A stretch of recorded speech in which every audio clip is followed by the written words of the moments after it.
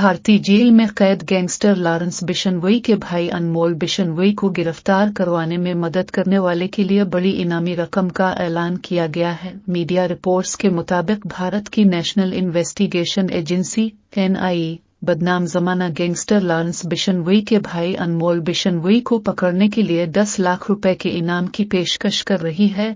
भारतीय ज़राए के दावे के मुताबिक मुंबई क्राइम ब्रांच ने कहा कि सीनियर भारतीय सियासतदान बाबा सिद्दीकी के कत्ल में मुलव्वस 3 मुश्तबा शूटर अनमोल बिशनोई के साथ राब्ते में थे। इसमें मजीद बताया गया कि shooter mastermind Praveen Lonkar social media application Snapchat पर अनमोल बिशनोई के साथ राब्ते में थे।